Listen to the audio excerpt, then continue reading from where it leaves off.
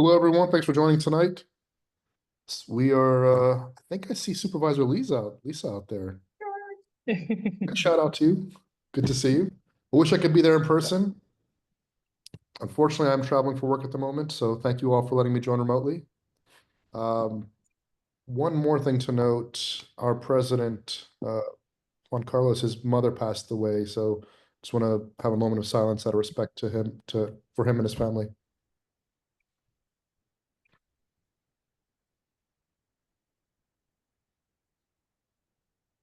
Thank you, everyone. And first order up is our roll call. First thing we're doing is, it is now 7:01 p.m. I'd like to start the call with like to start our monthly meeting for this March with for North Fair Oaks with a roll call, please. Commencing roll call now. Vice Chair George Salmon. Here, President. Councilmember Kathleen Daly. Here. Councilmember Ever Rodriguez. Present. Councilmember Brooks Esser. Here. Councilmember Blair Whitney. Here. Councilmember Kelly Parisi. Present. Councilmember Beatrice Orozco. Here. And Chair Juan Carlos Prado. Thank you. Just a quick announcement. We do have interpreters joining us this evening. So if you would like to listen to this meeting in Spanish, please use the headsets provided at the check-in table in the back. We'll be back. Thank you. Back to you, Vice Chair. All right. We'll now move on to public comment. Does anyone have a public comment on any topic not on the agenda? Please note the council may not discuss or take any action on items not on the agenda. Do we have any public comments? If you would like to make a public comment, please bring a speaker slip up to the clerk during this time. For those of you joining this meeting online, please use the raise hand feature on Zoom. Each person will be granted 2 minutes to speak. Does anyone have a public comment? Person, no? Do you have any online?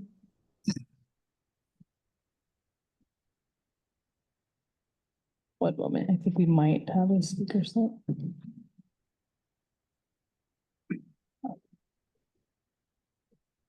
Looks like we have a speaker slip. No. So we do have one speaker slip submitted. So when I call your name, you can go on the podium and you'll be given 2 minutes to speak. I'd like to call Karen to the podium. Hello, everyone. Well, I have a lot of concerns for North Fair Oaks of things that maybe to make it look better and things like that. But one thing I was just wondering about is the payphones that are all along Middlefield Road from 7th Avenue or 6th Avenue, I think, all the way up to going towards here to Costco, that area that have never been removed and are not functional.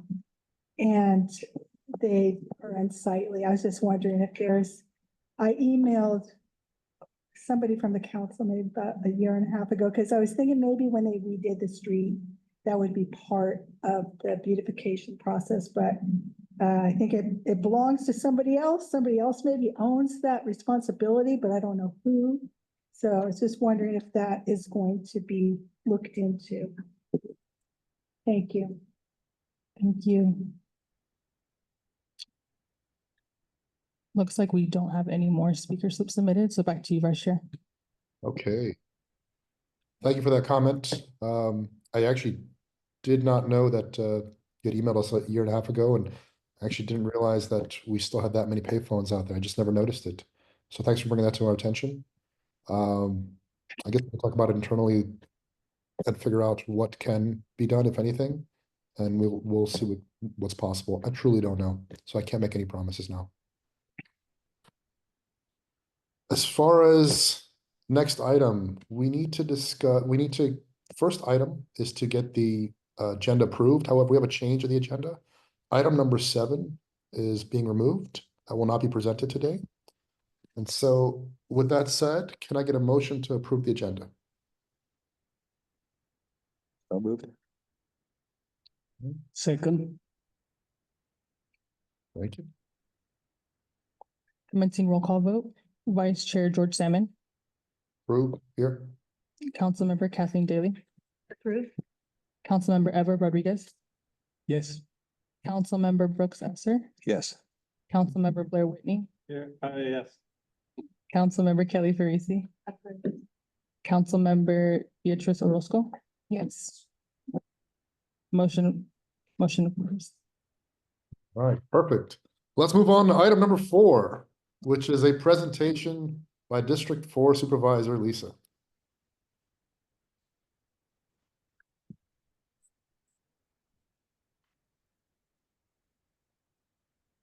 Good evening. It is Good so good evening. to see many of you. Thank you for those who were able to stop by our office hours. My name is Lisa Gaucher, the newest supervisor for District 4. And again, it's good to be here. I was first elected to East Palo Alto City Council in 2012. I spent 12 years on East Palo Alto City Council before being elected to this wonderful seat. This evening, we're here to share some updates, but really what we want to do is hear from you and understand what's important to you and what's going on here in the district. Can we go to the next slide? Want to tell you a little bit about my team. I'm sure that many of you know many of the members on our team. I'm joined today by my Chief of Staff, Marcy. We have Vanessa sitting in the front row. Everyone knows Josh and Connie. And my Junior Chief of Staff is my grandson, Camden, who goes a lot of places with me. Next slide. And next slide. Okay, a little bit about me. I just told you about my experience and the fact that I was in the city of East Palo Alto. Prior to that, I worked as the Senior Vice President of Inclusion and Belonging with the Silicon Valley Leadership Group, where I led policy and initiatives that impacted workforce development, housing, racial justice and equity, and health, with a focus on healthcare innovation and health equity. I am a grandmother, a mother, and a longtime resident of the region. My family moved to San Mateo County in 1967, so I have been a resident of East Palo Alto and the District 4 since then. And my mother purchased a home early on. That's where I grew up. I was able to raise my children. Now I'm raising my grandson in the same home. Next slide. Today, we're going to talk about a few challenges that are facing not just our district, but the region and the state, or our country in general. Next slide. When we think about what's happening with our vehicle licensing fees, those are fees that are really owed to the district that we're not guaranteed that we're going to get, right? So if the state doesn't send the money to the region, we could be looking at potentially $77 million loss of fees, which will impact some of the services that we have here. Also, when you think about Measure K dollars, we're so excited to be in a county where we can provide a Measure K resources to provide services. But with the uncertainty of the federal government, we're just not sure if we're going to get the grants and the loans that we've become so accustomed to. So with that, what the board has done, we've taken a look at that, and we're taking into consideration what we're going to do and what's needed with Measure K. We are going to now prioritize some of the essential services such as housing, food security, and healthcare are some of the items that this board has taken note to make sure that we continue to work on. And we're making sure that right now there are no new resources coming from Measure K until we can figure out what's happening on the federal level. Next slide, please. And as I'm going through this, you can ask me questions anytime, but really I want this to be a dialogue, and I want us to be able to formulate this relationship so that we can work together to better the District 4. Some of the core focus areas, next slide. We're going to talk about of homelessness and affordable housing. Next slide. Social equity and inclusion. These are things that are really important and have been a focus for me and will continue to be a focus for me as well. Next slide, please. Healthcare and reproductive rights. Again, these are things that are important to the district and important to me as well. Next slide. Public safety and climate resiliency. Those are areas that are top of mind. I do sit on quite a few boards that deal in these areas. I'm on BCDC that deals with flooding. One Shoreline, I'm the vice chair for One Shoreline that deals with flooding and sea level rise. One Shoreline, ABAG, what's the other? I'm on PCE. I'm not at the PCE meeting tonight because you were more important to be able to come and see you and be able to present. Next slide. And here are a few important updates. Next slide, Josh. We're excited that in District 4, we were able to put $9 million towards the 320 Sheridan Drive property. This is where the Ravenswood School District is building housing. And with the resources that the county was able to put towards this, it's going to make it possible for this property or this development to be built. But we're also in this project able to secure 35 workforce housing for the county residents as well, which makes a huge difference. Many of our residents are driving from different places. If they can live closer to where they work, it does make a difference. Next slide.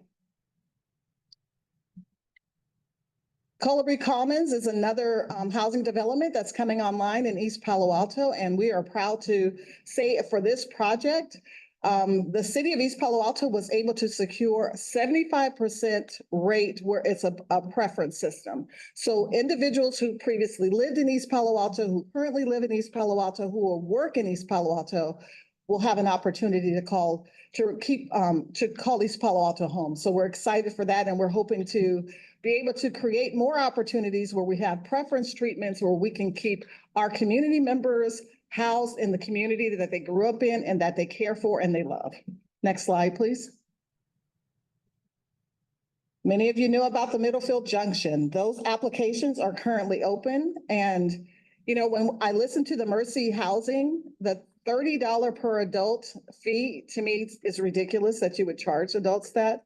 But we're going to continue to look into that and see what we can do to make a difference. We want to make sure that our residents are housed and they feel comfortable where they live, work, and play.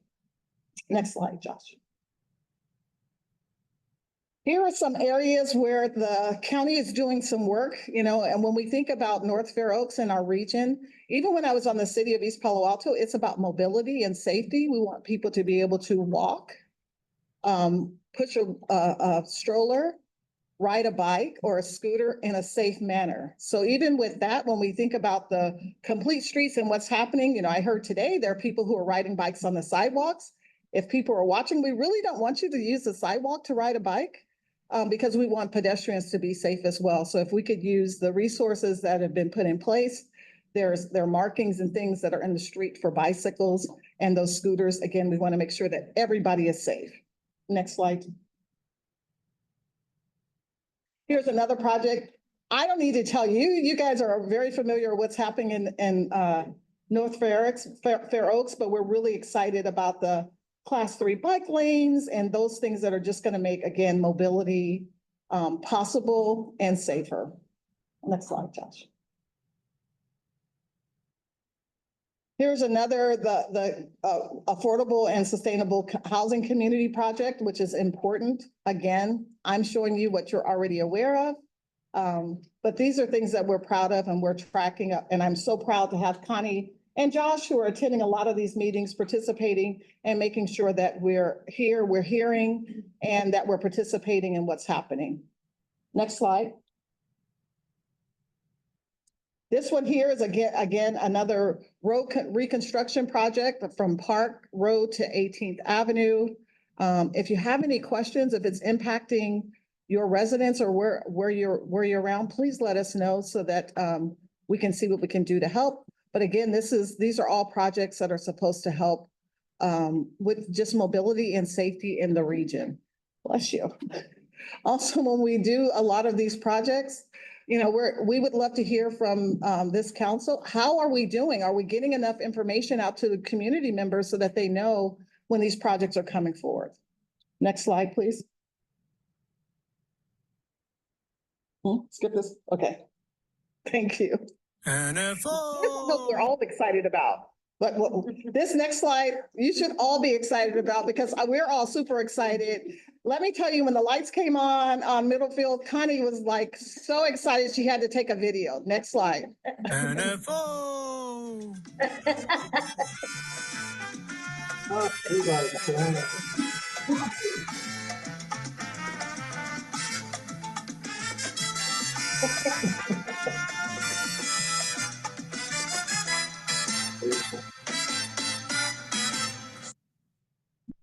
Thank you. To have a vibrant street where you have lights, it makes a difference. People feel safe and when they're walking and just being in community, that is so important because with that, you have more people that will come out to restaurants. And we really want to make sure that residents know that North Fair Oaks is open for business and we want people to come and spend their dollars in this region to help the small businesses who have been here. They're the backbone of this community. They're the backbone of the district, and we want to do what we can to be helpful.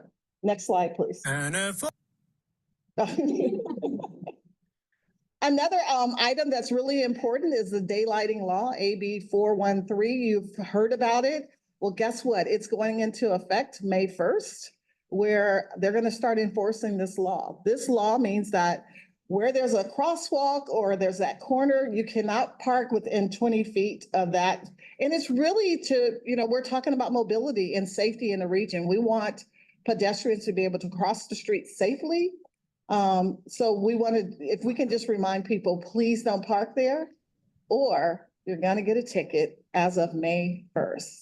Lisa, I got a question. Are we marking, are we gonna go through and mark these areas so that residents know not to park 20 feet? Because a lot of people just don't know this law even exists.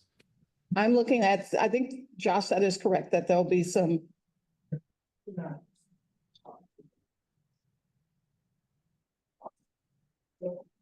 Oh, I can't hear you. Okay.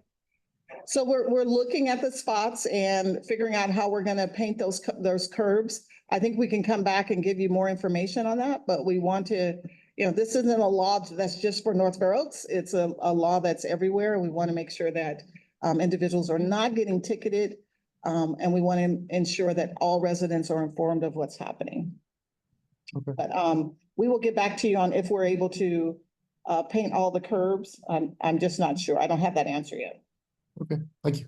Thank you. Are there any other questions? Okay, now we're going to move to the next slide.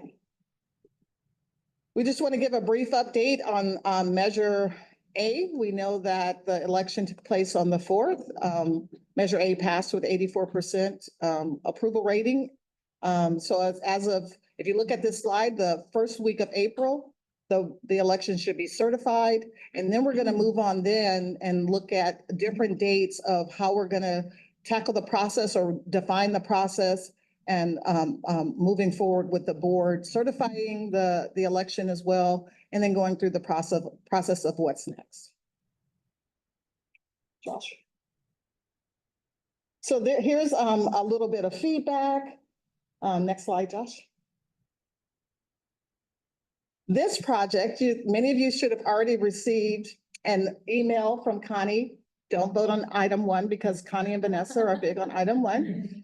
But this is a project that I inherited from Warren. Before he left office, he started working on how do we define North Fair Oaks with logos and the branding. So I want to just thank the staff in the county and the residents of North Fair Oaks that's participated in this process because I believe we had consultants in the neighborhood just getting feedback on what's important to the region. And from this council, I want to understand how we're going to use these logos.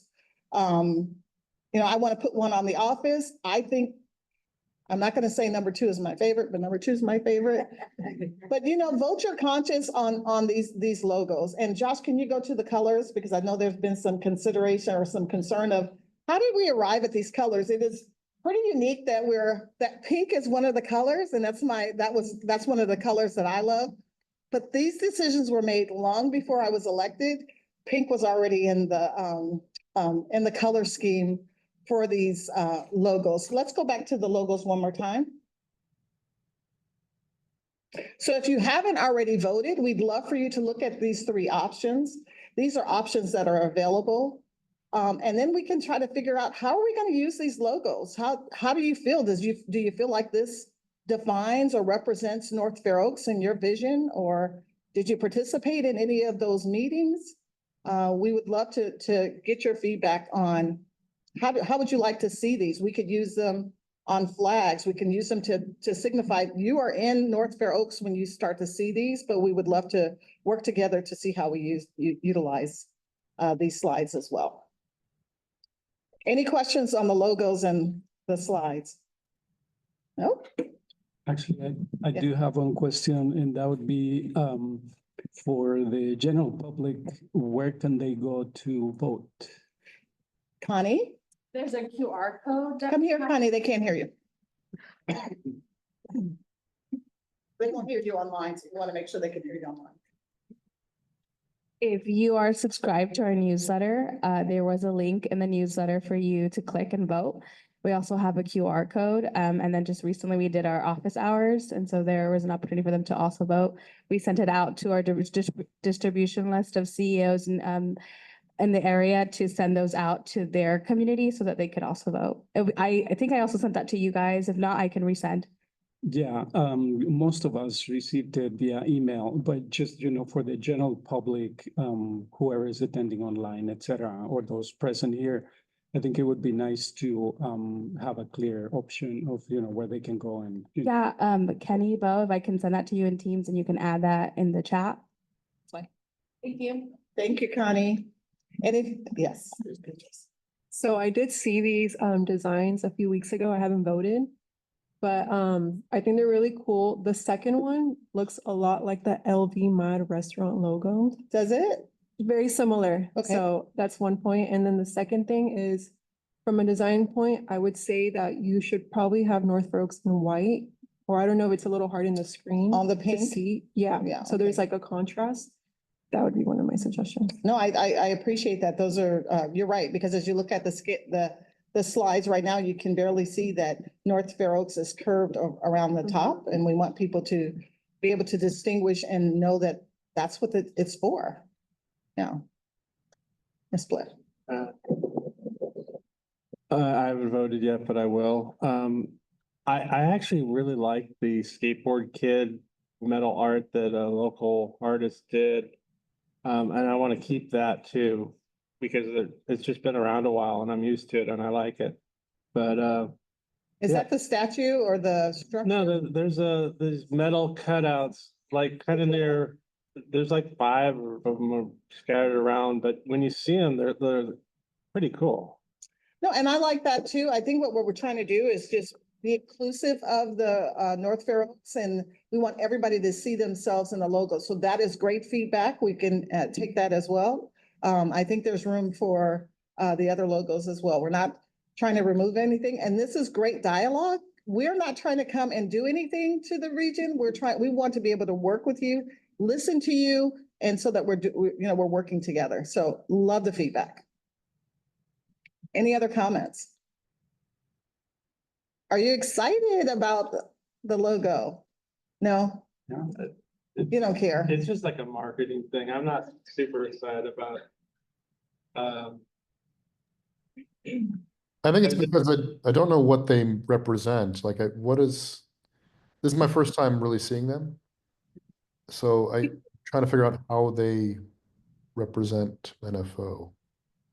Sure, that is a great question. I know we brought in a consultant and the consultant did a lot of work, and perhaps we can follow up with bring the consultant back so that they can show you some of the work, some of the people that they talked to, how they arrived here, and how we landed on these 3. But, we own this now, and we will work together to figure out how we use the data and where it will be displayed. But again, this is something Warren wanted for North Fair Oaks, to have something that was really about North Fair Oaks and represented this region that was separate. Because when you're in a city, most cities have their own logo, and everything has a meaning to it. We want North Fair Oaks to be distinct as well. And we want you to know that when you're here, you can look around and know that you're in North Fair Oaks.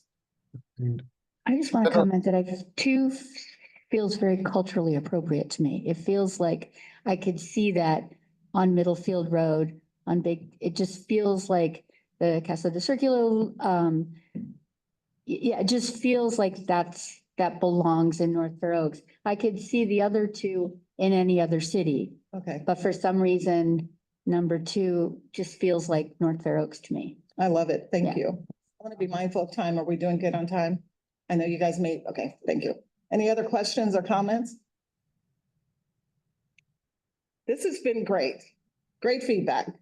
Please, if you have any other questions afterwards, please reach out to the office so that we can continue to have this dialogue and hear from you. That is the most important thing, that we're not giving you something, we're talking together so that we can arrive at what's best for everyone. Can I ask one last question?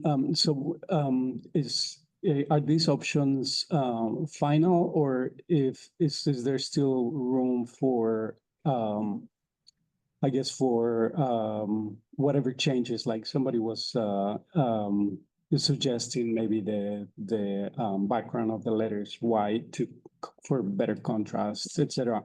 I think we can change the background lettering, because that makes sense. I can see it from here that it makes sense to try to get that done. We will go back to our team and see if they can just make that slight change. Okay. Are there any other changes that you would recommend? No, but I was just wondering because I'm not sure if I wasn't here, but I didn't see these coming to the council before, unless I was absent. But it sounds like the vice chair hasn't seen it either. Connie's so I'm gonna not come sure back there up. was an opportunity for, wider feedback.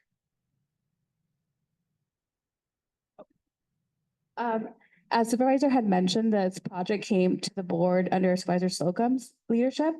And when Supervisor was presented with this, she decided that she wanted to make it external versus internal, where the county was taking charge. So that was one of the changes that she made. That's why you hadn't seen it previously. And that's why we're bringing it to you now. Right. Thank you. Again, as someone who's from East Palo Alto, before we became incorporated, I know what it feels like when you feel like somebody is doing something to you and not including you. So as I saw this, I was trying to figure out how would we use it? And then I wanted to know how we engage the public in helping us with the selection, and how do we bring it before you? So that's what we're doing. We're trying to make sure that we are hearing from the residents here and listening. We're about listening and hearing from you. Right. Kelly? Hi, Lisa. Thank you for listening and being so open to feedback. My question is there a tagline with any of these logos? There is a tagline in see, Connie's been attending these meetings. We should get that tagline out, and so that they can see the tagline as well. Sorry about that, guys. Our tagline will be, Eres uno de nosotros, we're in this together. And then also a place to grow, a place to belong. And then feedback for that as well. Thank you. So both taglines. Yes, as we know that NFO is mainly, or at least 60% Spanish speaking. We wanted to ensure, that culturally piece of it. So in English, we'll have the Spanish and then the English of that. So the Spanish one is what? Eres uno de nosotros. And that means? Uno de los nuestros. And you're one of us. And then the Spanish is we're in this together. I mean, the English is we're in this together. Thank you. And we can also email that out to you guys. Thank you. This is great dialogue. Are there any other questions?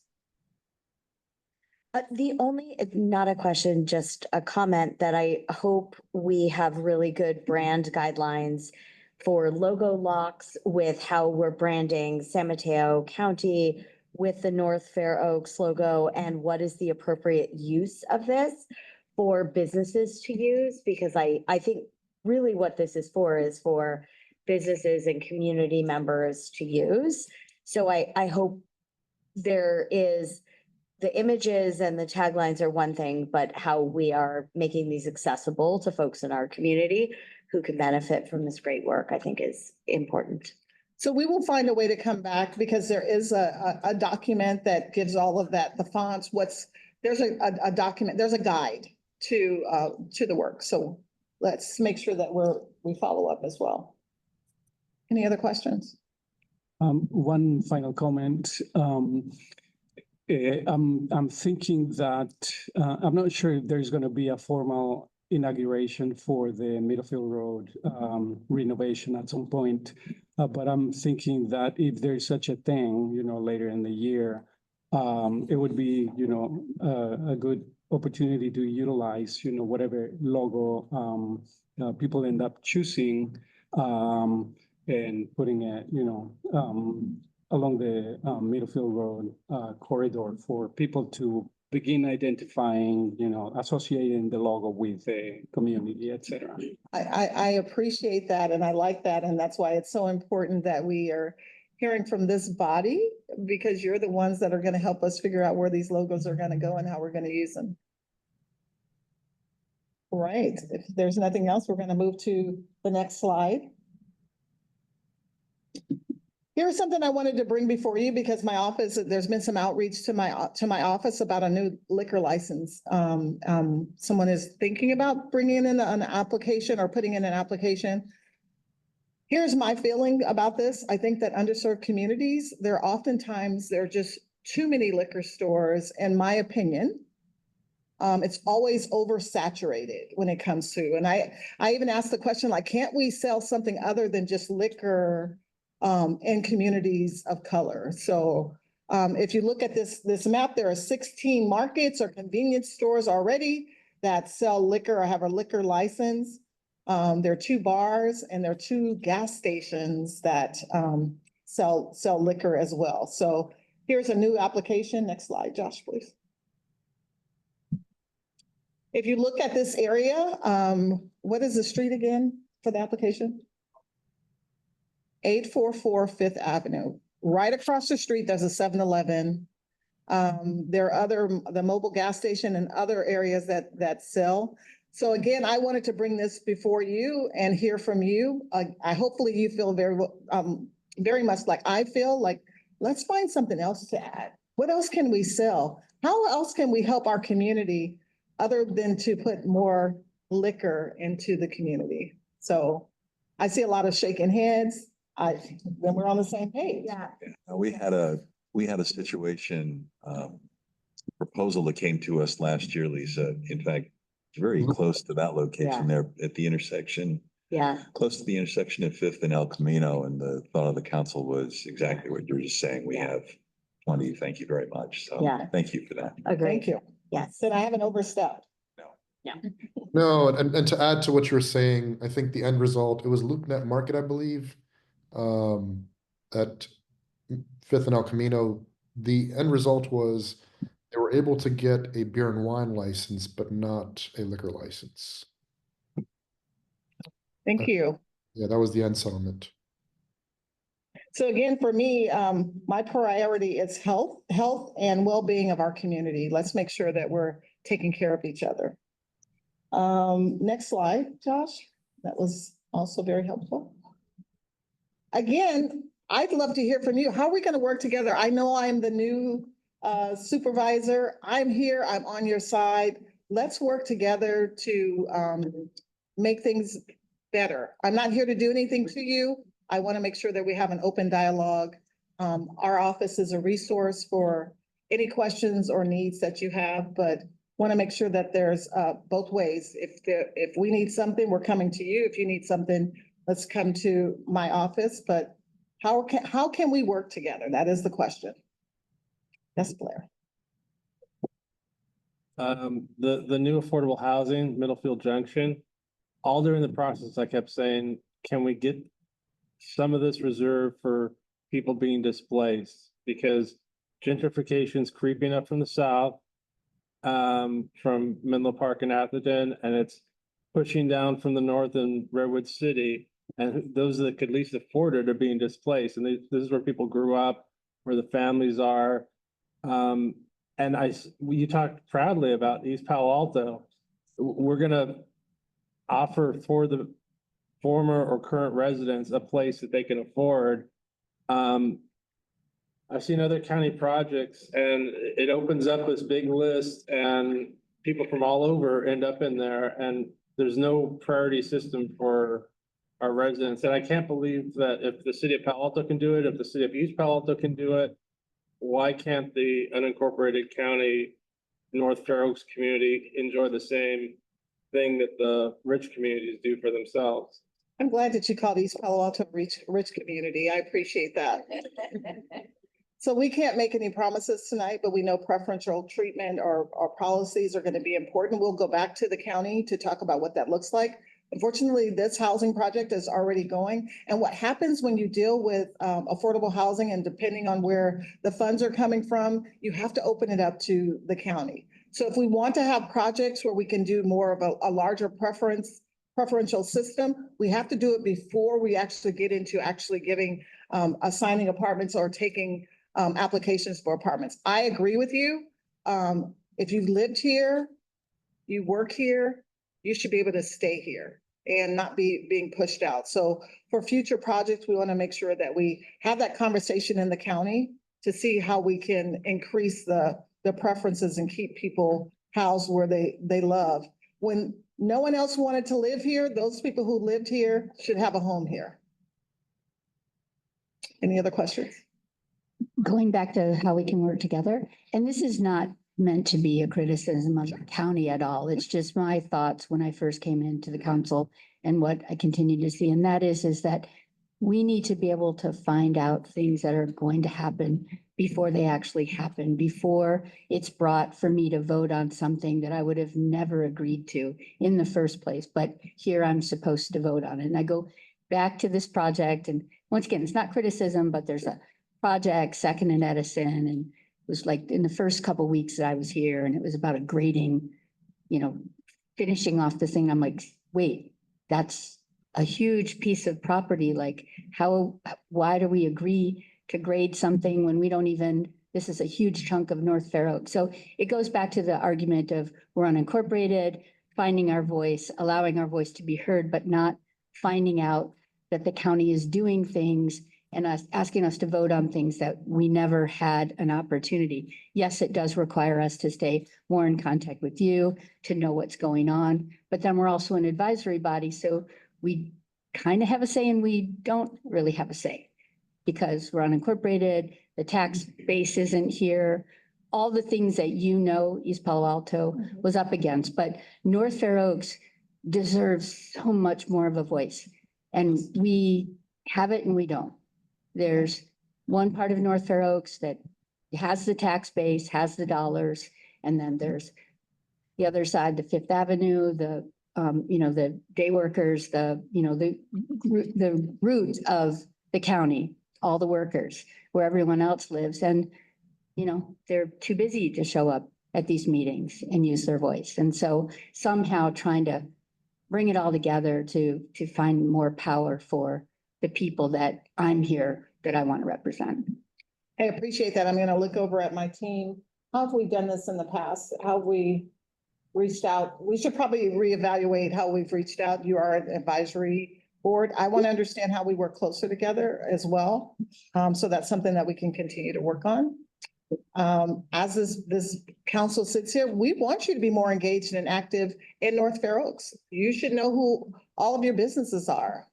How are you reaching out to those who are in business in the community and making sure that they know that you're here as well? Because I know there are some members of North Fair Oaks that aren't aware of what the council is doing as well. So we want to figure out, how do we engage more people to show up to meetings, to have their voices heard, and make sure that we're hearing and representing them effectively as well. So that is great. And this is where we are going to learn how to work together and figure out what that's going to look like. Anything else? Any other? I have a couple of suggestions on how to work together, but first I wanted to thank you for your time to coming on to the council tonight. Welcome to North Fair Oaks and welcome to our council. I need a welcome to North Fair Oaks jacket or something. Yeah, definitely. Yeah. We love it that you are our new supervisor. Thank you. Yeah, congratulations. And then thinking about ways to work together, I think seeking advice from this council and from community members who participate would be a really good way to get a sense of, what the needs are. But also, I think utilizing whatever leverage this council has in the community, it would be good, for you to gather support on the things that need to be changed or the things that need to be improved. So, those two suggestions, I think, and obviously, whatever you need, let us know, and we'd be happy to support you and work with you. Thank you. I really appreciate that. That means the world to me, to know that I have your support, because you are representing North Fair Oaks, and that's what really matters. Kelly, do you have something?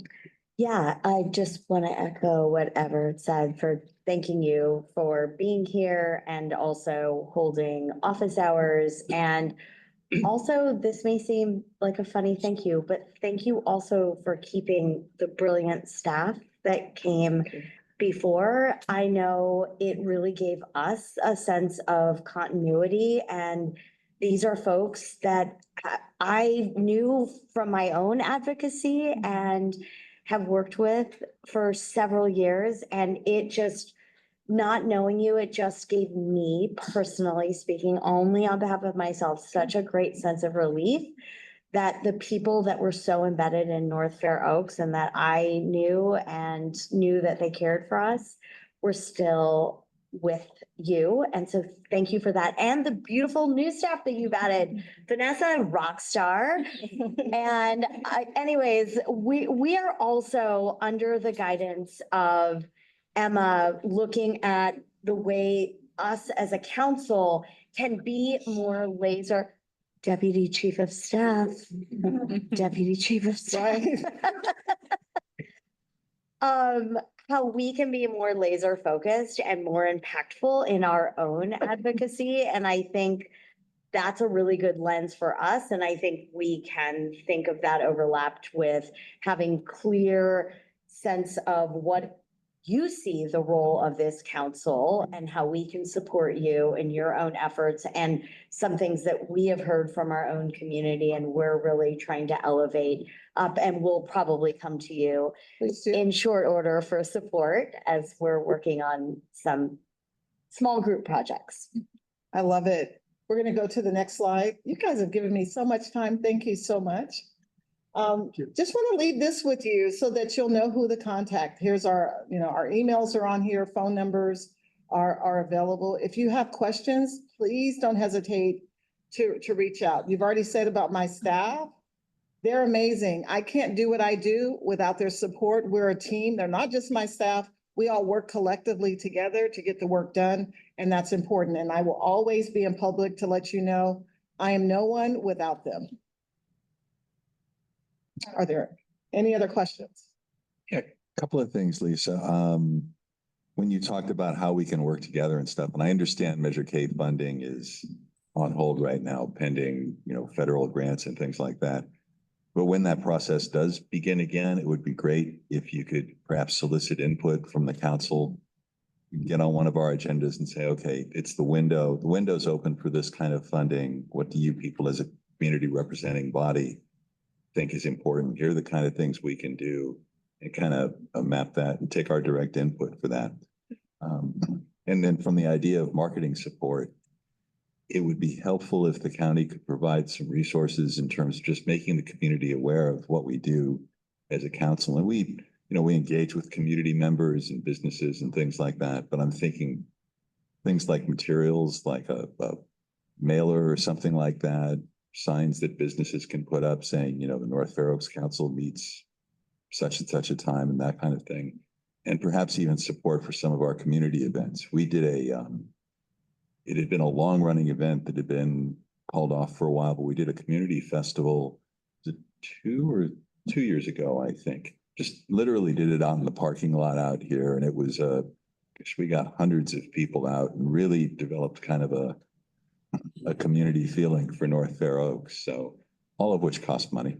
It And does. there's no money out there right now, I understand, but just thinking for the future, if that kind of support were available, it would be really helpful. No, thank you. Again, I can't make any promises on the county, but I know that North Fair Oaks is special and dear to my heart. I think that the businesses that are here, again, how do we support and drive more traffic to the businesses that are doing the work? Would love to sit down and have that conversation. I don't always have to come to you. We are at County Center. Please make an appointment, come and see us and let's sit down. Come see the lovely office that we're currently in. Would love to meet you. So the door is open. We will make time for you and would love to hear from you. I know I'm way over my time. Well, I'm looking at Oh, you. I'm like you got way over plenty my of time. time. Thank you so much for allowing us to come here today to have a conversation. Thank you for welcoming me to North Fair Oaks. Let's go and do the best work that we can do and make District 4 proud. Thank you so much. Thank you, Lisa. All right. Beautiful presentation. Thank you, Supervisor. Any questions, any comments from our council?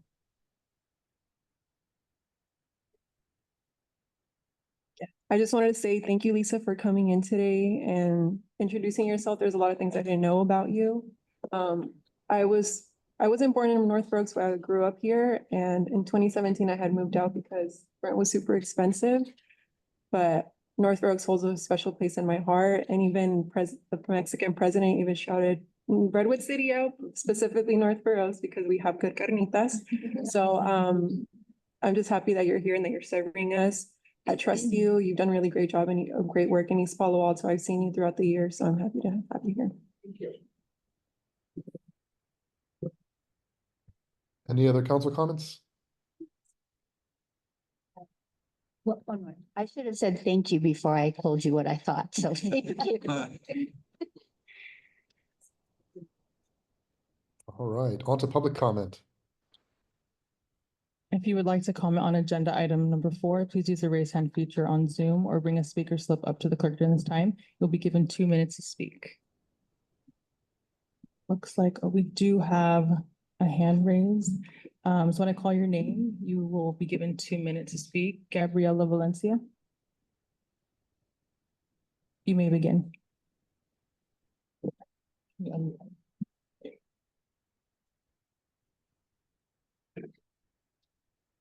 Gabriela, can you hear us?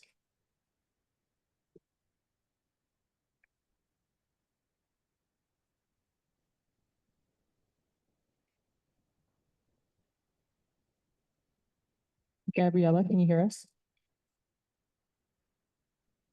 No? Okay. Probably technical issues on her side. We'll just move on. Okay. Well, moving on is agenda item number 5.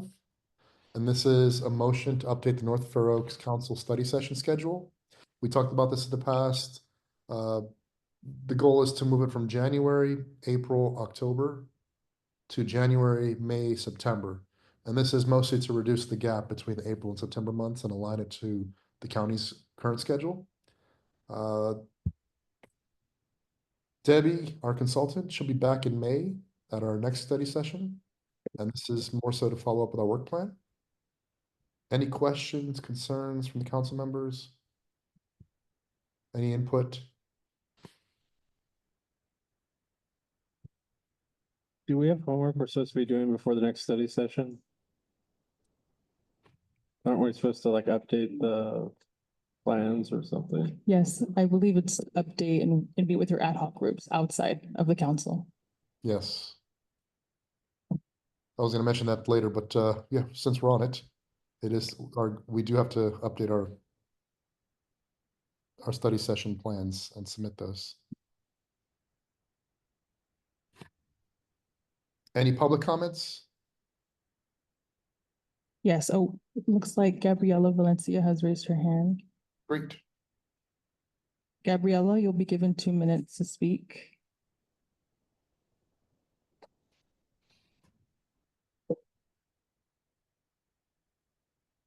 I think she's still on mute. She can't unmute. She can.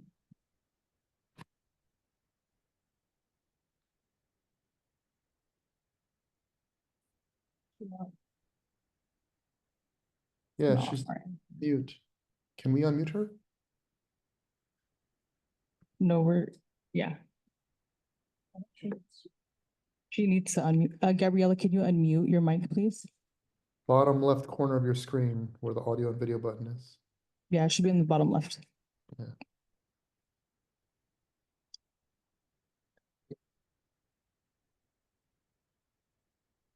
Yeah, she needs to unmute her mic.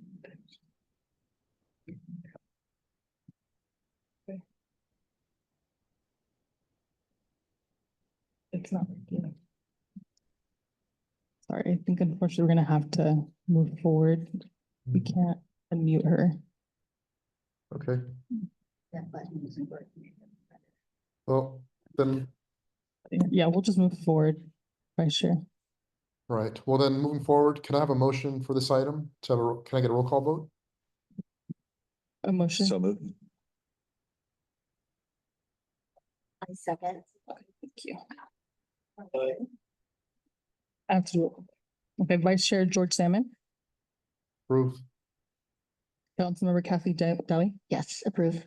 Councilmember Eva Rodriguez, Yes. Councilmember Brooks Esser, Yes. Councilmember Blair Whitney, Councilmember Kelly Parisi, Councilmember Beatrice Orozco, Yes. motion passes.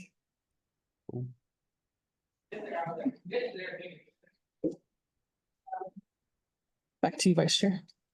Okay, moving on to agenda item number 6. This is for a motion for consideration of a non-conforming use permit to legalize 2 non-conforming 342 square foot spaces for a first-story addition to an existing non-conforming 1-story single-family residence.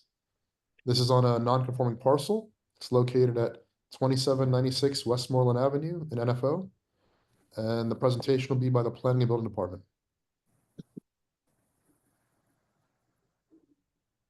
Hi, good morning. I'm just trying to get the Zoom, share the screen.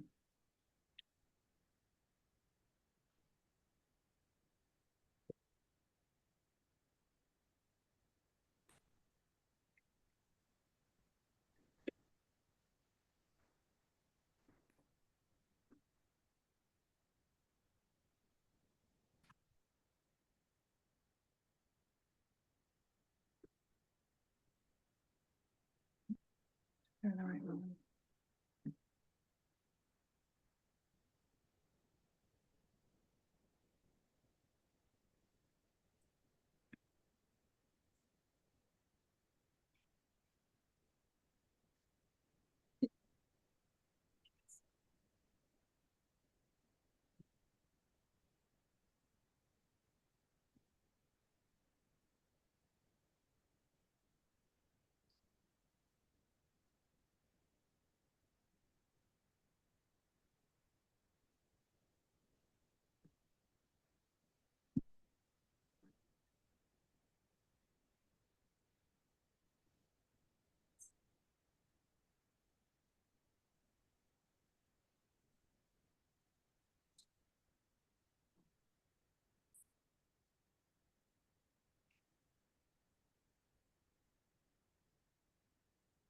Are you able to see the presentation now? Yes, we can see it, Olivia. Okay, thank you.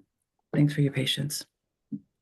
So I'm Olivia Boo. I'm with the Planning Department and wanting to present a project for to the council for it's a non-conforming use permit. It's proposing to allow to legalize some additions that are already existing on the property and approximately 342 square feet. And then the house itself is about just over 900 square feet and is a non-conforming 1-story single-family house. And it is on a substandard parcel, which is 2,479 square feet. There is no tree removal and no grading proposed. So I'm going to walk you through some photos and then the overview of the regulations and be available for any questions. So this is a Google Maps of the location. It is a corner parcel located at Westmoreland Avenue and then also Dumbarton Avenue. And the parcel is outlined in yellow. Sorry, guys, I can only see the first page for. Oh, am I not, I don't see anything. so is I can't- that, is There that you- working? Yes. Can you see the map now? Okay, sorry. I'm not accustomed to Zoom, sorry about that. And did it change to photos for you? Yes, thank you. Yes, it did. Okay, Thank great. you. Thank you. Thank you for letting me know. So this is so photo A is standing at the intersection of Westmoreland and Dumbarton of the subject property. Photo B is a view from Westmoreland, and then C is a view towards the back of the property. And this is a view standing on Dumbarton, a view of the front of the house, so to speak. I wanted to include this photo. This is where the rear addition. There's 2 additions on the property. This is the rear bedroom addition to be legalized. And I wanted to show you from a setback purpose, the request that's being made.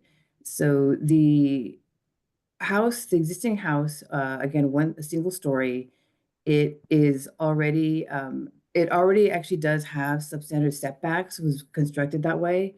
And the addition is, one addition is over here. I'll show you, it'll be a little bit more detailed floor plan. This was more to show you the setbacks. So normally 10 feet is required. This is the street side against Westmoreland.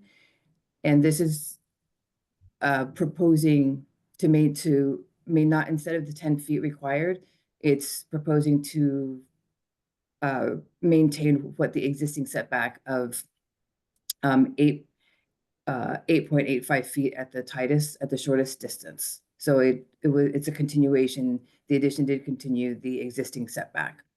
And then for the interior side property line, normally 5 feet is required on this side. And again, it was retaining the existing setback of about 2.5 feet. And on the rear side, normally the setback required is 20 feet. And it's proposing just over 5 feet. This one is showing you a detail of the floor plan. So the red rectangle, I'm showing you both the existing and proposed. So the red rectangle area is the rear addition. That's it is legalizing a 3rd bedroom and some laundry area. And then this addition in blue is to legalize a walk-in closet for the primary bedroom. And for clarification purposes, there is a carport and enclosed deck that encroach into the right-of-way. And so that is being required to be removed. And so thus, this is the lower photo diagram is what's being proposed to be legalized. So the carport and the enclosed deck here will be removed. So that's a question here. They're removing the Yeah. carport and deck. Are they putting anything in place of it? Or is this just to remove parking? And It has to remove the covered parking, and that's part of the exception is asking for having the on-site parking waived because that there just is no, the carport structure encroaches into the right-of-way. And then 2, there just is no, there's no available on-site parking, covered or uncovered. Is this something that your department has requested them to do, or have they come to us and said, we want to remove this? Public Works, when Public Works looked at this, they saw in the diagram in the survey, and let me see if it's back in this one. So this area right here, it's a unique parcel. I have not seen it very often that this line shows the right of way. So it is very unique. And so because this portion encroaches into it, Public Works has asked them to remove it because it technically encroaches into the right of way. How long was that carport from the original? Or is this fairly new? I believe it may have been added. My understanding is the portions to be legalized or portions that are there and then the carport is required to be removed, that it was done by the previous owner. Okay. Okay, please continue. Sorry to cut you off. No, no problem. And then in terms of regulation conformance, it complies with the general plan and North Fair Oaks Community Plan. In terms of the zoning, the S3 district, it complies with the height and there is no floor area limit.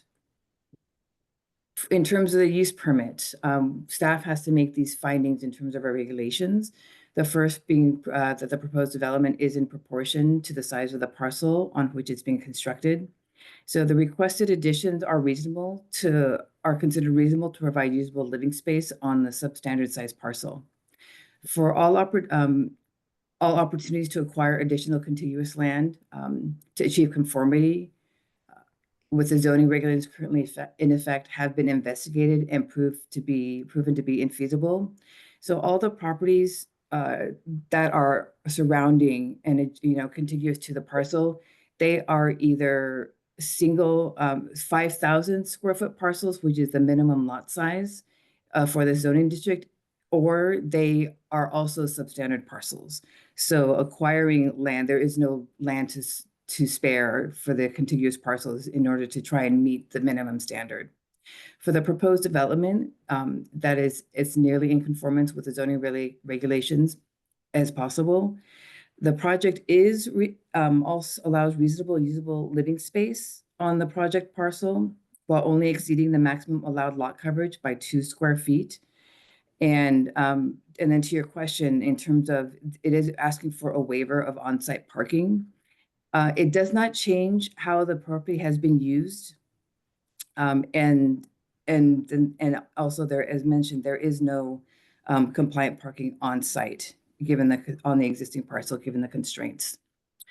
The next finding that the establishment, maintenance, and or conducting of the proposed use will not, under the circumstances of the particular case, result in significant adverse impacts to coastal resources or to the public welfare and the neighborhood. The neighborhood does consist of primarily older 1- and 2-story single-family residences. The house is compatible with the surrounding single-family residential development. And the project has been reviewed and approved by Menlo Park Fire District and the Fair Oaks Sewer District.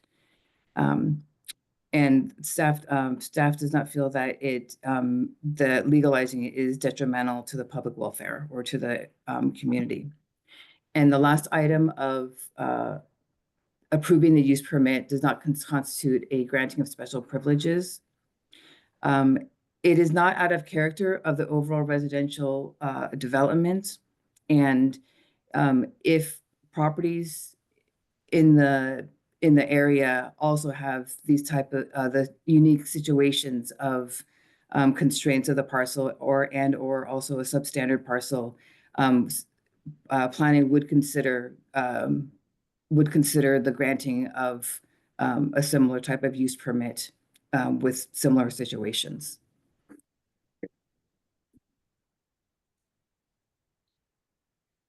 Staff is asking that the North Fair Oaks Council recommend approval of the use permit, which includes the front, the closet addition, and then the rear room addition with substandard setbacks on the substandard 2,479 square foot parcel.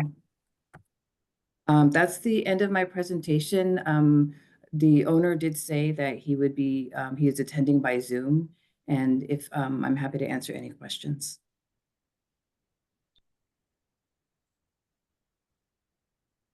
Are there any questions from the council? I have a question.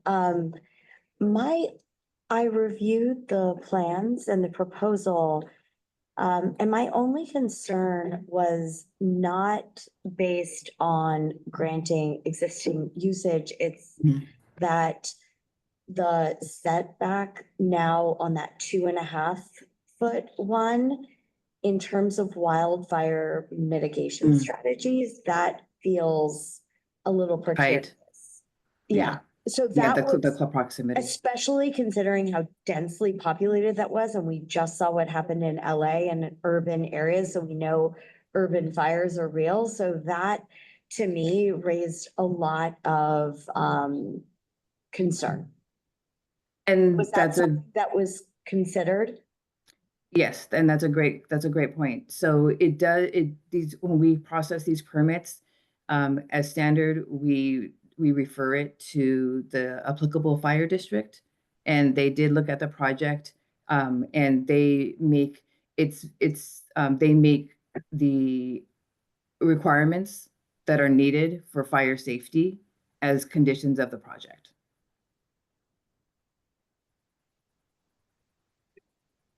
Did that answer you? Did that help with your question? Yes, thank you. And actually, I'm sorry, I also wanted to mention that the project did receive one correspondence of opposition in terms of concern for parking, because it is known that parking is very tight and not available in the area. And I did note that, acknowledge the receipt of that. I did want to, and it's clear that it's very tight. I did want to emphasize though, however, that this property has been used. Has been used for some time. With the additions done by the previous owner. So in terms of the parking, yes, it is a constraint and there's no available parking on site.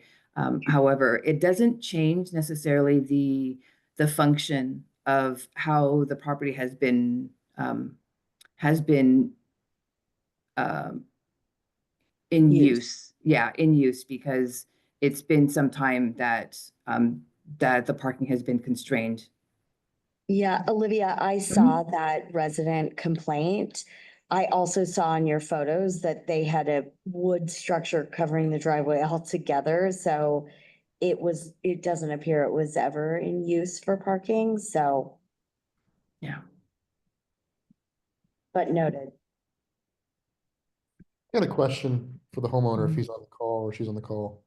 Yeah, Carlos Vargas, my understanding he was going to be on the call via Zoom. I think he's on. Yeah, I see him.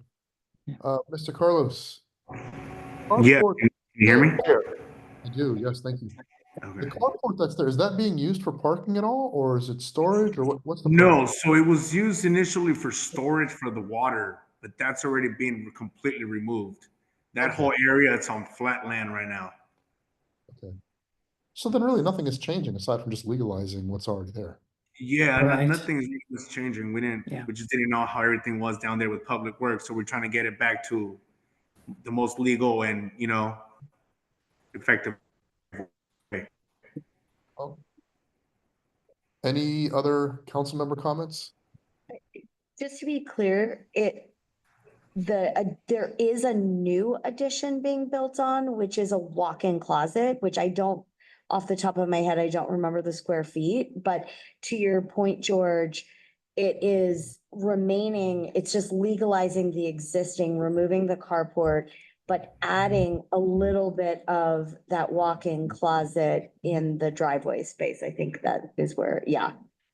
This space, so the space in the blue is the walk-in closet. It's legalizing what is already constructed. Oh, okay, so Yeah. both are already constructed. The space in the blue and the space in the red, correct? Oh, okay, I misread that. My apologies. No problem. So if I understand correctly, we look at the pictures, the carport is completely enclosed by a fence. Is that correct? Or am I?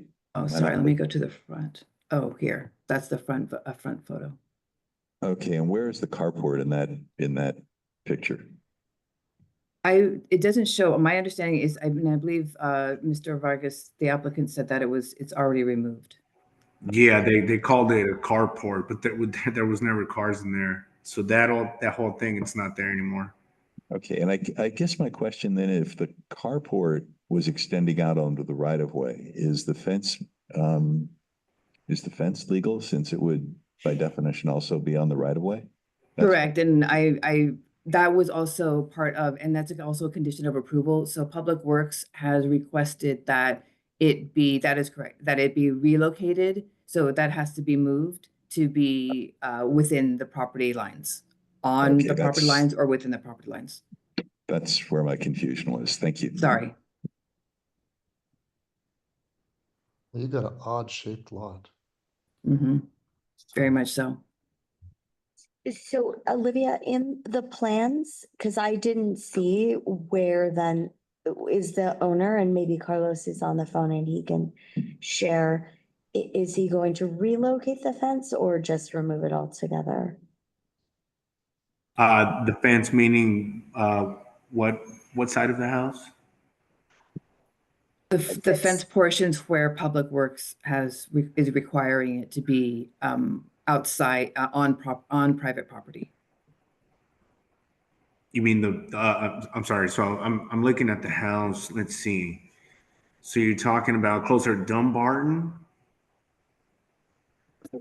So I believe it's the portions here. These are portions, yeah, these I see. portions, yeah. Yeah, so your question was what's happening with that, or? Correct. Yeah, all that's gonna get, I guess it has to go up to where the line is. For some reason, when that property was purchased over 20 years ago, it was already fenced how it is now. But as we learned more about all the, the things that were not actually okay, we're in the process of fixing everything. We've been doing this for over 2 years now, so we're finally getting closer. Low arduous process.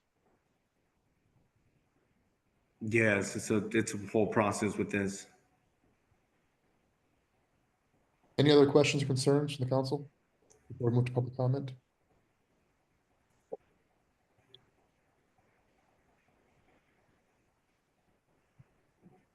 Okay. My only question is what, and this is more on the Public Works side of the house as opposed to the owner side of the house.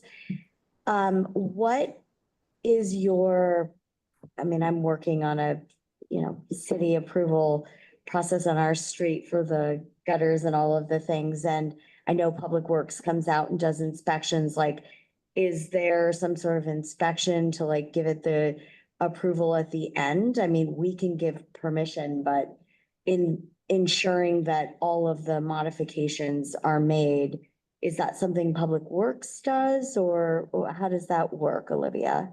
Sure, so I know definitely that it has to be shown on plans when Mr. Vargas is going to move,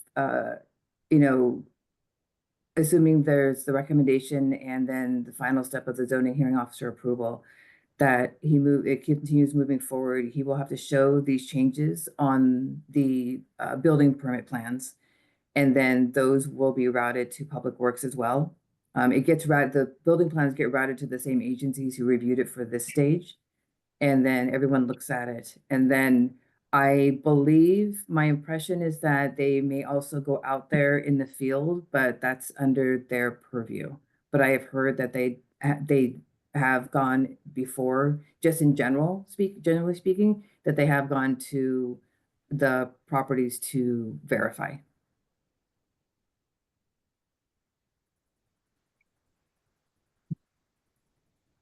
Can I ask another question?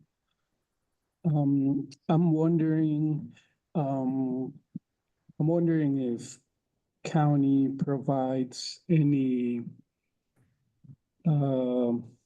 advice or consultation to the property owner in this case,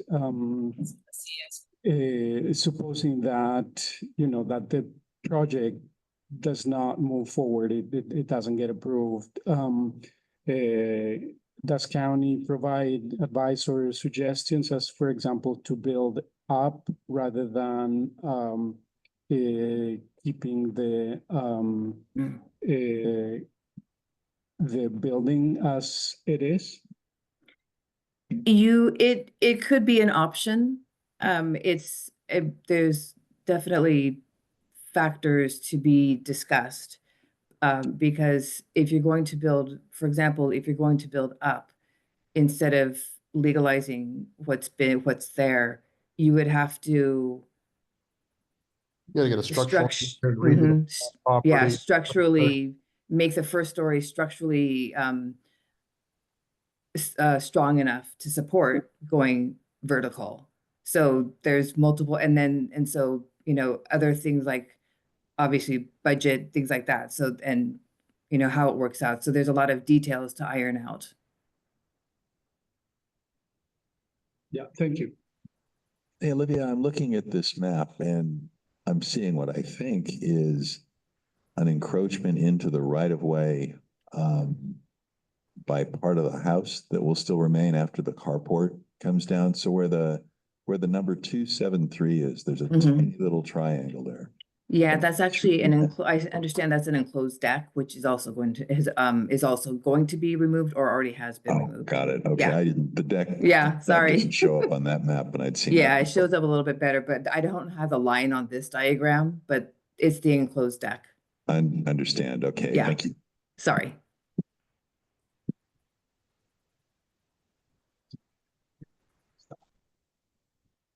Any additional questions, concerns from council members?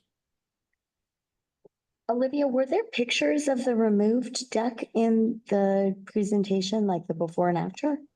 Let me see here. Let me go Because back to the I photos. so it's kind of, I didn't know what I was looking at to some degree. Yeah, Mr. Vargas, can you confirm if this photo shows it looks like. No, Yeah. so Okay. this photo shows what it had before. So all of that, it's all flat. Okay. There's nothing there anymore. I can get an updated picture, send it to whoever needs it. Mhm. But that has already been destroyed. I think I want to say almost a year ago now.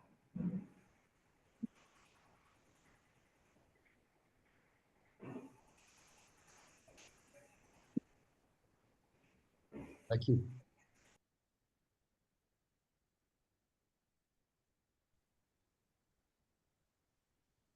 Anyone else before we go to public comment?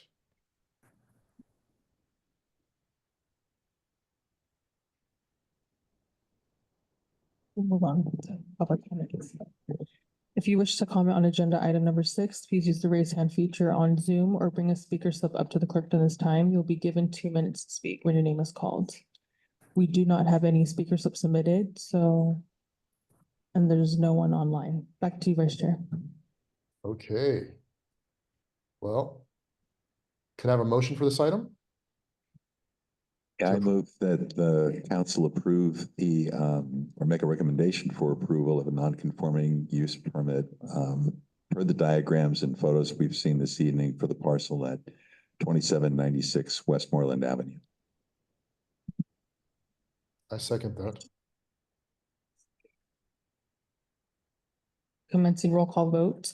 Vice Chair George Salmon. Approved. Councilmember Kathleen Daly. Approve. Councilmember Eva Rodriguez. Yes. Councilmember Brooks Esser. Yes. Councilmember Blair Whitney. Councilmember Kelly Parisi. Approved. Councilmember Beatrice Orozco. Approved. Motion passes. Okay. Let's move on to agenda number 8. This is a presentation by the San Mateo County Libraries Report from 2023 to 2024 by Gina Field. I hope I said that properly. Good evening, Chair Juan Prado, Vice Chair George Salmon, and North Fair Oaks Community Council members. My name is Gina File, and I am the new manager at North Fair Oaks Library. And my name is Nancy Analco, and I'm the senior librarian at the North Fair Oaks Library. We're very pleased to present the library's annual report for fiscal year 23-24. Next slide, please. San Mateo County Libraries is proud to offer services that ignite growth and strengthen our community. Next slide. Our service area covers 351 square miles, made up of our 13 community libraries. Next slide.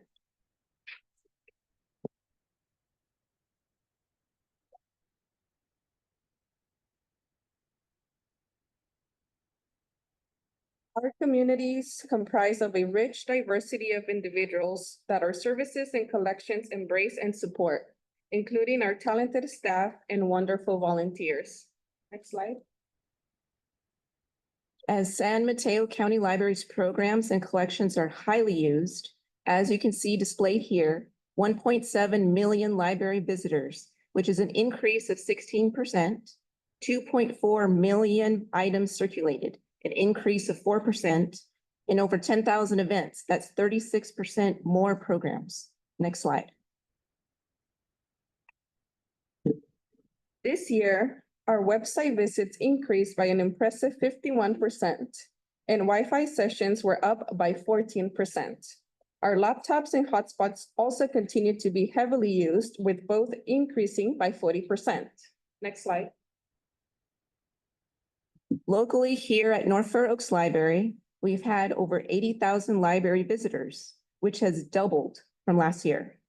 We've also circulated over 30,000 items and increasing. Next slide. At North Fair Oaks, we saw well over 3,000 of digital downloads. Our program attendance at our library reached close to 10,000 in attendance. Next slide, please. Let us now take you through some of our standout accomplishments from last year. Next slide. This year, we began a robust process to update our strategic plan.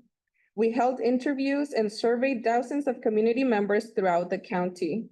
Our staff visited various locations to engage the community in meaningful discussions. We are proud to say that members surveyed gave San Mateo County Libraries a 98% favorability rating. All these insights helped shape our new strategic plan for the next 5 years, and we have included our updated mission, vision, and values in each of your packets. Next slide, please.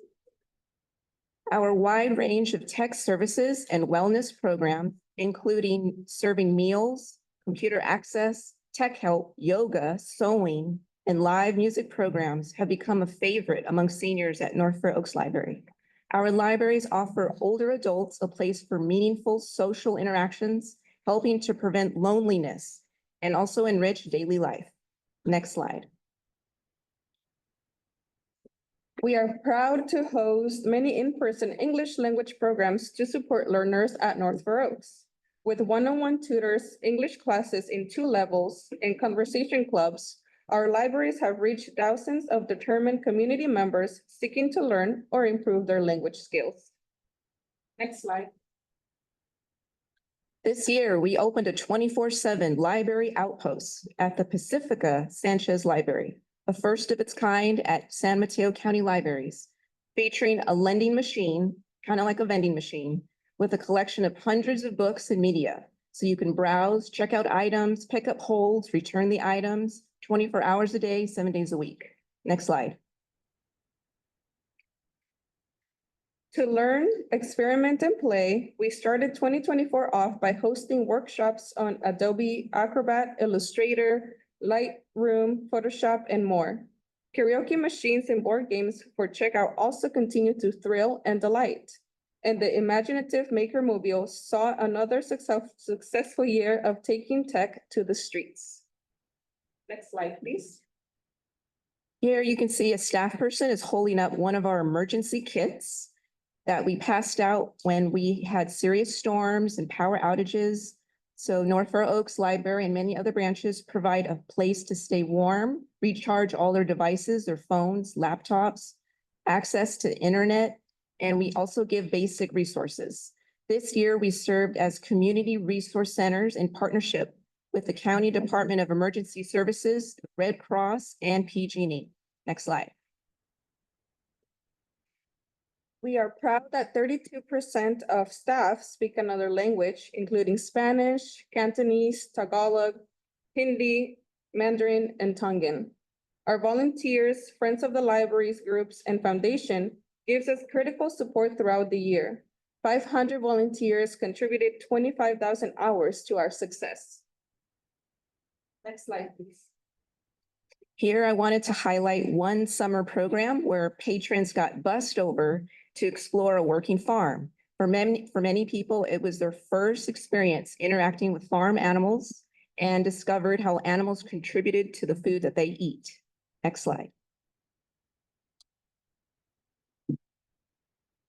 I just want to give a big thank you to the Community Council for all your partnership and your support over the years. This is my first time here. I've been here since July 1st, and Nancy is as well. So thank you for inviting us. And I would like to also give a shout out to all our awesome library staff for their dedication, all of their passionate work for this community. Thank you, and I'm happy to answer any questions. First, thank you for this, and these are really great numbers. Also, your wonderful staff attended the car show that George, Kathleen, and others helped set up in North Fair Oaks, and they gave out books and all crayons and color books, and it was a wonderful partnership between the North Fair Oaks Library and the Community Council. My question is, I'm very curious what resources you're providing to our community around immigration status and what you're seeing there and how you're offering support for our residents. We do have seminars or workshops. We call them Know Your Rights workshops. We have one coming up on April 3rd. It's going to be at North Fair Oaks Library. We're offering it 5:30 in Spanish. It'll be 1 hour. And we're also offering another one in English starting at 6:30 to 7:30. And I'm also going to be providing tamales. So you guys, everybody is invited. I'm curious if there is like a one-page cheat sheet of that is something we can distribute to businesses and community partners. Beatrice probably is like better to speak to all the folks that are helping on this. I know that's a central issue to a lot of residents. Yeah, I believe the Office of Community Affairs has a handy sheet that they have also distributed to us, but we also have those red cards that, you know, folks can just hand to ICE agents so they know their rights. Through the vice chair, I think Emma has her hand raised. Emma? Hi, thank you. This is Emma Gonzalez, Director of the Office of Community Affairs. We're happy to come and do a presentation about all the work that's happening at the county level through our immigrant services team, which is really in collaboration and coordination and working with all the cities, the libraries, the Office of Education, and many others, and all the work that they've done to really get the Know Your Rights information out, and as well as can share what we're doing with the Rapid Response Network, and which the county funds as well, which is an activated hotline number where we can have attorneys activated and accompany those that are at risk of detention or those that have been detained. So yes, and thank you for sharing that. And we can also share, you know, pamphlets, handouts, as well as red cards in multiple languages. I would also like to mention that staff have been, you know, trained to not provide information in should an ICE agent, you know, show up at our library. We're not going to cooperate.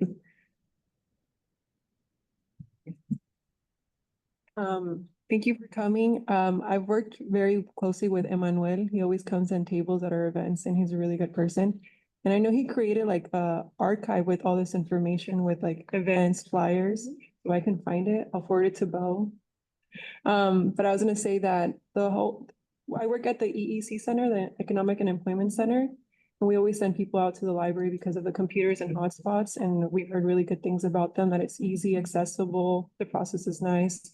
I also wanted to say that last year I participated in this, it was a survey with Interetnica about the North Fair Oaks Library. I think it was, I don't know if it was during the summer, but do you have an update on that information? Because it was like a group of us and a lot of great information was shared there of how we can improve North Fair Oaks Library. If it's the one last spring, I think so. if they went into all the different communities, we do have a new strategic plan because of those results. And I can definitely share with the council members what we've come up with. I gave everybody a booklet in your packet that shows how the results were shaping our strategic plan for the next 5 years. I'm happy to go over more information if you really, yes, the blue one. We also have extra copies in our library in Spanish and other languages. Thank you for your presentation, and your percentage numbers are really, they've really gone up. That's really cool. My goal before I leave this council is to try to find you guys a new space. North Fair Oaks deserves a bigger space for a library, and to see this many people using the resources. It's just on my big wish list. So hopefully someday the council and the county, we can help you get a new space. But thank you for all the work you're doing, because it really matters to this community. Thank you. We would love to have a new space. I remember Supervisor Slocum was very supportive of that as well. Thank you. If I may share, I grew up here in North Fair Oaks. My parents lived down the street. So I'm part of the North Fair Oaks community, and I remember growing up coming to the North Fair Oaks Library. So we are long overdue. Yeah, exactly. Talk just a little bit, Gina, about programs you have for young people. I'm thinking like preschoolers through third graders, to just encourage them to read, even, you know, outside of obviously the programs that go on in the schools and things like that. Yes, so we have in each of your packets, I brought the month of March. And you basically, we have lots of programs, Monday through Friday. Every Monday, there's a stay and play. And that's for families, babies, all the way up to a couple years old. And we give out snacks. We invite parents to stay and chat and socialize. We also have Pause for Tales. That's every month, I believe. We have Power Up Afternoons is every single day, Monday through Friday, about 3:30 to about 4:30. We show movies. We showed one tonight, actually, to keep the kids entertained. Power Up Afternoons is like crafts, and it's led by our wonderful staff. And a lot of them are also from here, so we all kind of pitch in also about meals. There's a lot of children that are hungry, and we give meals to everyone who asks. There's no signups. You just come and get them until we run out. And that's just a small portion of what we do every day. And there's, are there programs that encourage the young people to read? I mean, I understand you're doing an awful lot of great work, you know, with different programs and things like that, but one of the concerns I have is, you know, kids that just don't develop reading skills second, third, fourth grade, and it becomes a challenge for them as they get into junior high and high school. So that early exposure to reading, you do have programs that kind of encourage that? The first one I thought of was the Pause for Tales, because the grade school kids are signing up for those and our spots are full. And Yeah, we also have the summer learning program. Last year, we tried something different. We called it My Summer Adventure, and that just encourages kids to continue to read over the summer. Some of our staff, like Emmanuel, he does outreach to the school, so he brings books to the school so kids can check out the books with their Empower card at the school. That's great. Thank you. One other question. Do you see a lot of people coming in on some of those super warm days throughout the summer? They come in as almost using the library as a cooling center as well? Absolutely. Yeah. Last summer when we started, I remember it was like almost 100 degrees in Redwood City, and everybody was packed in, and our air conditioner in the HSA building is really nice. So it was a well-used day whenever we had overheated temperatures.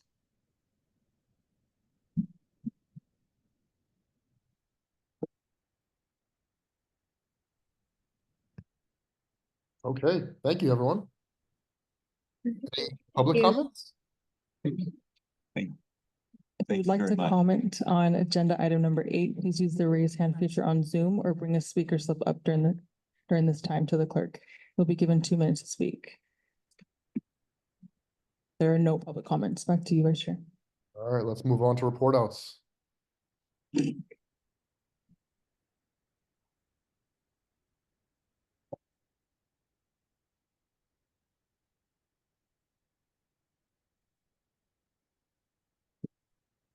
Leave District 4. New report, okay, sounds good. Okay. I have no report outs on my end. Anyone?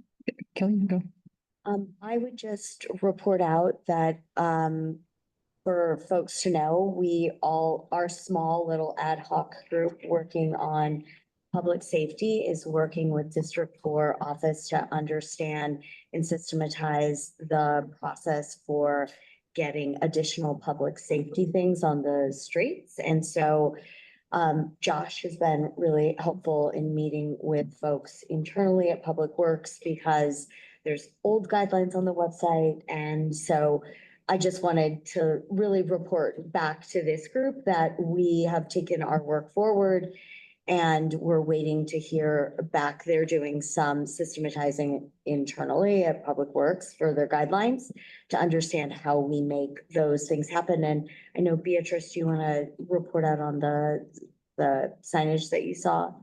Oh, yeah, it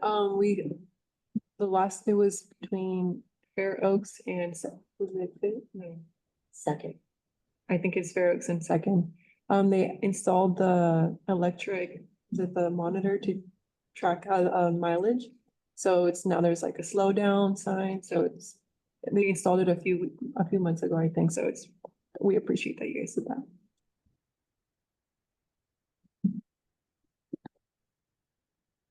I'll comment on that. I want to talk to you guys about flipping it the other way.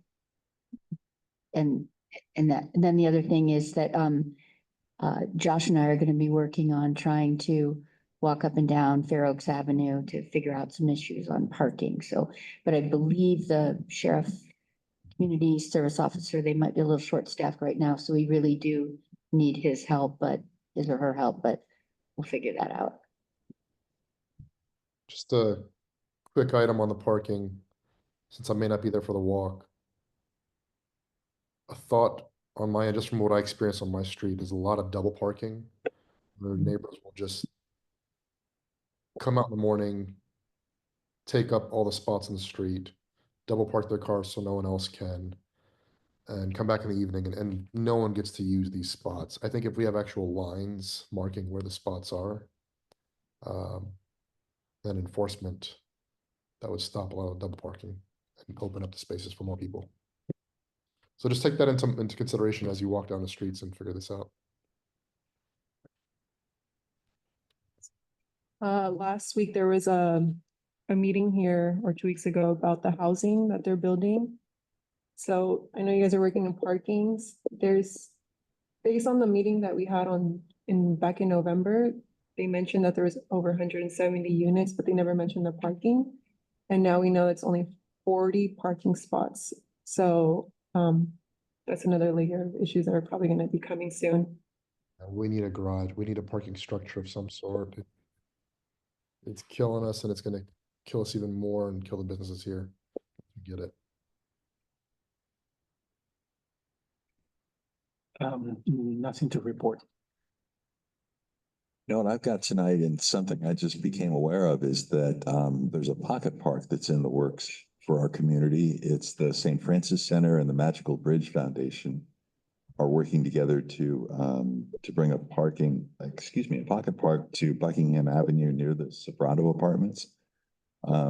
Obviously, it's an area that could really use a park. It's in the west side of Middlefield, the north end of our community. They are currently taking input from the community for what that park should look like and the features that it should have.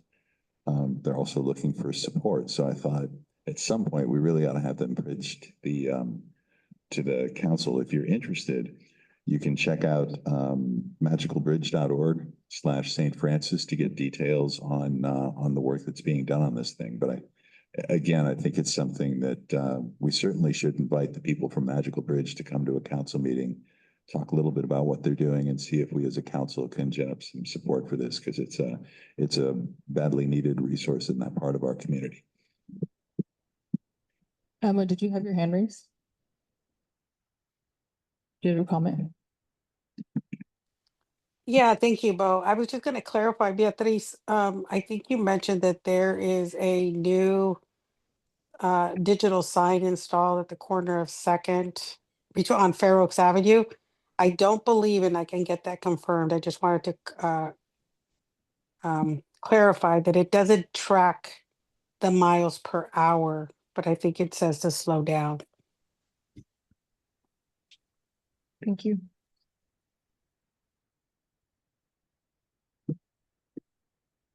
There are no other comments or questions. Close this meeting, If I may, please. good evening. Rather than move the microphone, I'll just talk from here. As promised, the county attorney's office is offering you an upgrade. I am transitioning off from this assignment, and I wish to introduce to you my colleague, Brian Pettit. I'll give Brian an opportunity to describe a little bit about his background and qualifications, but I also wanted to offer my thanks for the work that we've done together. I think I've had this assignment for about 5 years now, and it's been a delight to be with you on these Thursday evenings. Thank you so much, Tim. Thank you, Tim. It's a pleasure. Thank you, Tim. Good evening, council members. My name is Brian Pettit. It's great to be joining you. I went to law school in the Bay Area, and I just moved back. Very excited to be back in the area. I previously worked for about 10 years down at the County of Santa Barbara, advising boards and commissions such as yourself. And so I'm just very excited to be advising this council, and I look forward to working with all of you. Thank you. Look forward to working with you. That's the introduction. Okay, if there's nothing else, I'd like to entertain a motion to adjourn. So moved. I'll second that. Second that. Bye. Good night. All right.